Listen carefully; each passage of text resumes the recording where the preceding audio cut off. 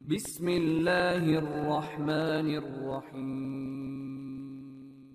কিয়ামতের আলামতের ব্যাপারে কি জয়ীফ হাদিস মানা যাবে?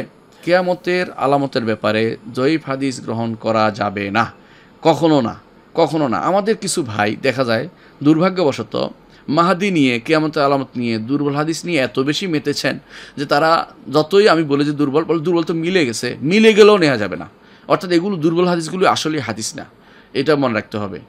যেমন আপনি আসলেই দুর্বল হাদিসগুলো আপনার জন্য কোনো দলিল কখনো হতে পারে না। আর আকীদার বিষয় তো মোটেই দলিল হতে পারে না। উম্মতে মুসলিমা সবাই একমত যে আকীদার বিষয়ে কখনো দুর্বল হাদিস দলিল হতে পারে না।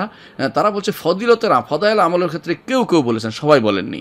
হ্যাঁ, কেউ বলেছেন ফদিলত আমলের ক্ষেত্রে তার আসল সাব্যস্ত আছে, অতিরিক্ত কিছু বর্ণনা নিচ্ছেন। কিন্তু যেখানে আকীদার ক্ষেত্রে তারা অমুক তমুক নিয়ে নির্ধারণ করে বানিয়ে দিচ্ছে এবং তারা আইএসকে বানাচ্ছে যে আমি একজনকে যখন বললাম যে হাদিস নেওয়া যাবে না, সে আমাকে বিরাট করে অনেক কিছু পাঠাইলো যে মিলে গেলেই নেওয়া যাবে না। এই যে ফেতান, কিতাবুল ফেতান, যে নোয়াইব ইবনে হাম্মাদের কিতাবুল ফেতান, এটা পড়াই যাবে না। এটা পড়লেই মানুষ বিভ্রান্ত হবে, এটা পড়লেই ফেতনায় পড়ে যাবে।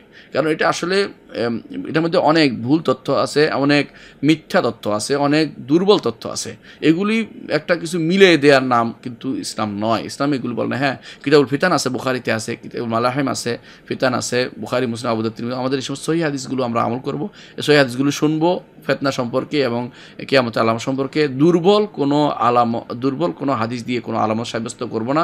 দুর্বল হাদিস দিয়ে কোনো কিয়ামতের আলামত নিয়ে মাহাদিকে টেনে নিয়ে আসবো না, বা কোনো যুদ্ধ টেনে নিয়ে আসবো না, অথবা এই ভারতবর্ষের যুদ্ধটা লাগিয়ে দিব না, অথবা কিছু। এগুলি দুর্বল হাদিসের, এগুলির পিছনে না করে আমরা আমল করতে চেষ্টা করি এবং দ্বীন ইলমের চর্চা করতে চেষ্টা করি এবং সহিহ আকীদাকে প্রচার প্রসার করি। আল্লাহ তাআলা আমাদেরকে সঠিক বুঝ দান করুন।